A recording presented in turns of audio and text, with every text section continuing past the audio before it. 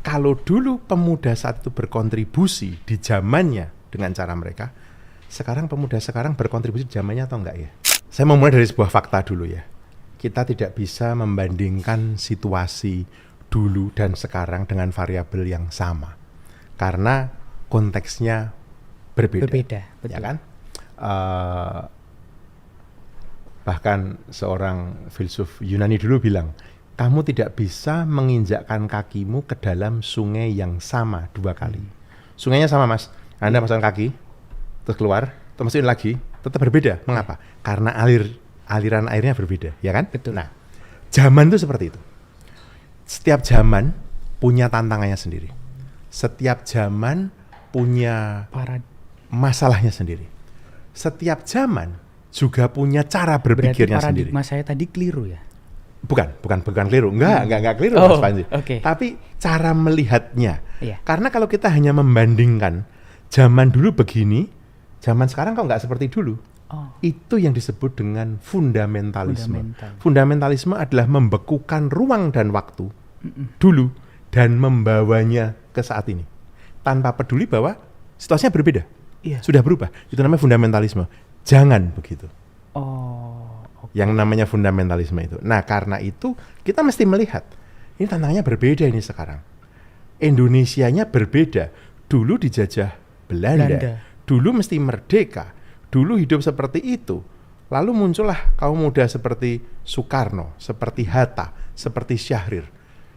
Nah, kalau sekarang Indonesia seperti ini, kalau kita kemudian mencari-cari kesamaannya, kita nggak dijajah ini. Tapi menghadapi masalah nggak? Menghadapi masalah. Masalah kita apa? Kemiskinan, ketimpangan. Sebagian besar rakyat yang pendidikannya belum tinggi.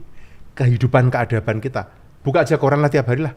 Halaman satu koran, kecuali koran-koran yang nasional ya, isinya itu masalah semua itu. Iya betul. Ya kan? Buka aja website semua. Dengan kompleksitas masalah ya. Maka pertanyaannya adalah, kalau dulu pemuda saat itu berkontribusi di zamannya dengan cara mereka, sekarang pemuda sekarang berkontribusi di zamannya atau enggak ya? Saya mau berargumen mas, mereka berkontribusi. Betul. Argumen saya mereka berkontribusi. Mereka juga bekerja. Yang dikerjakan berbeda, iya. Nah, pertanyaannya adalah, yang mereka kerjakan ini menjawab permasalahan negeri ini atau enggak? Atau mereka bekerja hanya untuk kepentingannya diri sendiri? Nah, itu pertanyaannya. Jadi,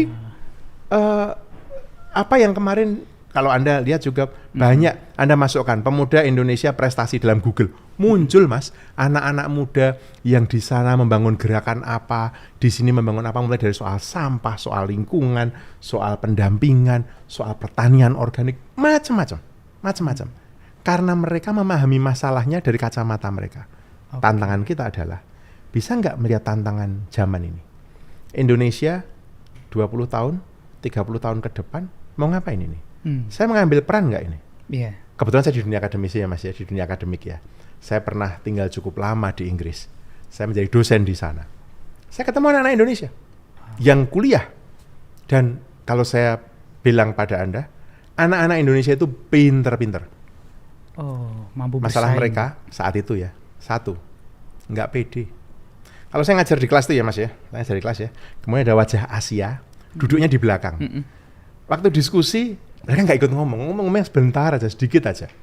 Saya tanya, any questions gitu? Nggak nanya. Tapi begitu kelas selesai, mereka mendekati dosennya. Langsung saja pakai bahasa Indonesia. Dari mana mas? Kebanyakan orang Indonesia itu seperti itu. Bahasa Inggrisnya pinter, bagus. Mereka tidak bertanya bukan karena bahasanya jelek loh. Nilai mereka bagus, tapi mereka tidak pede. Nah, ini catatan penting. Anak-anak muda kita mesti pede melihat dunia luar, agar bisa melihat bangsanya, melihat dirinya dalam kerangka itu. Kebetulan saya sekarang juga di LPDP, saya di Komite Review LPDP, dan saya mendorong bersama dengan lewat LPDP itu, ayo sebanyak-banyaknya anak muda kita sekolah, itu duitmu, dari pajak kan. LPDP itu punya duit 120 triliun, yang bunganya setiap tahun sekitar 10 triliun itu dipakai untuk nyekolahin. Ambil itu, apply, S2, S3, tujuannya apa? Agar mainnya jauh. Kalau nggak kita mainnya cuma situ-situ aja gitu loh mikirnya. Itu mas.